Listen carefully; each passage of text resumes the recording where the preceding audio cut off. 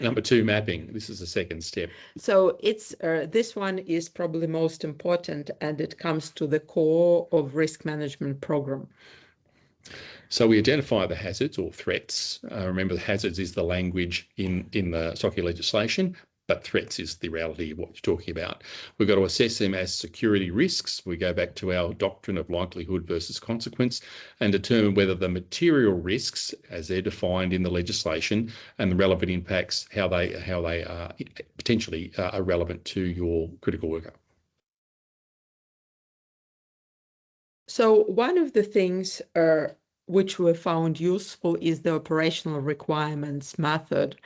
This method is widely used in the UK and Europe, and we will share some guidance in the workshop. So the idea is, after you conduct a security risk assessment, the operational requirements method bridges the gap between security risk assessment and implementation by turning those identified risks into practical, proportionate security requirements.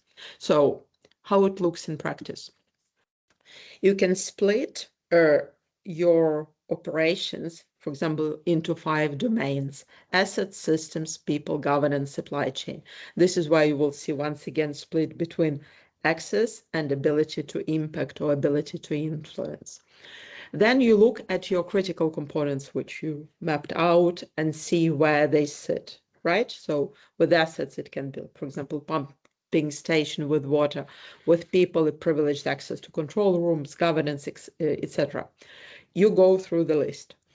And when you go through the list, I would recommend, when you put together a RACI chart, it's those people in the room who should be there when you put together this critical worker mapping matrix.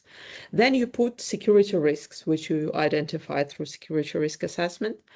And then you look at people, roles that can be linked to those assets. And you put together all roles you can come up with as a start, including third parties, including contractors. So it's a whiteboarding exercise to put this mapping matrix together. The next step is to check whether everyone on the list that you put are actually critical workers or not. So here is criticality criteria, which we put together.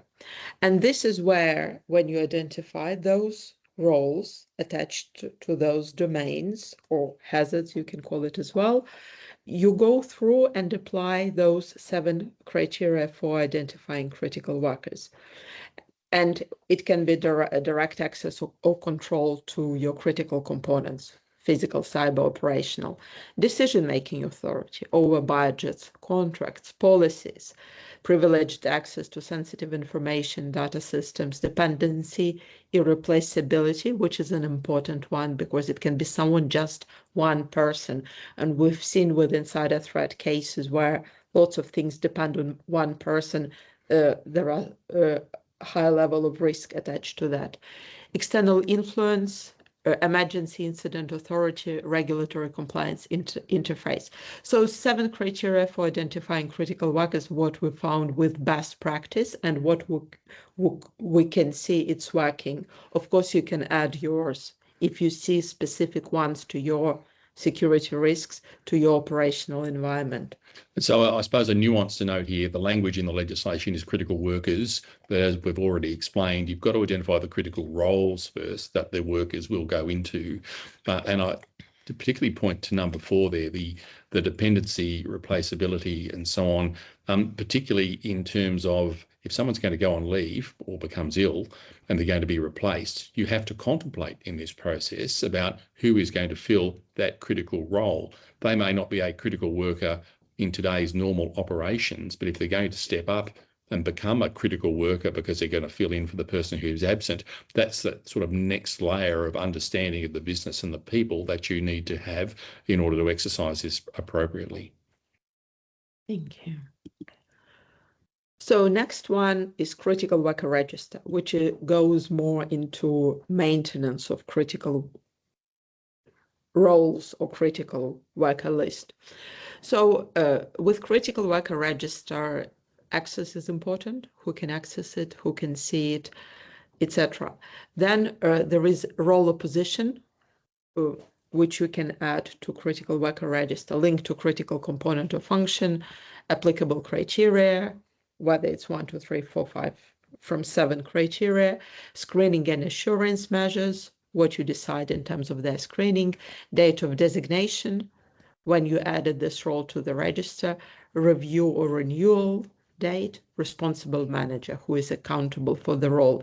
So basically that creates a list where you can add, for example, a person has Auscheck background check was granted on the day, or for example, if there is a person in critical role that's planning to go on leave, it's contingency planning.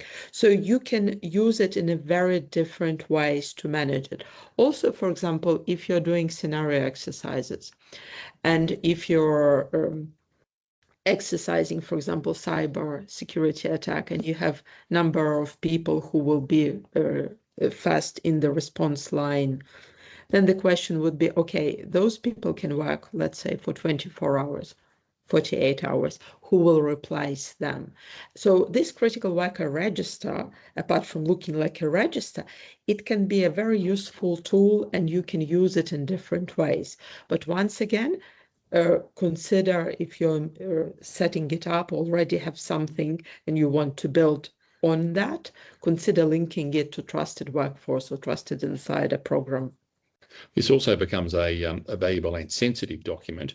So you can imagine then, if you had an insider threat or an external party trying to hack in a cyber attack, obtaining this register is sort of the crown jewels of the organisation and would be a targeting tool potentially for people to use. So this has to be handled with some care and has to have limited access afforded to it.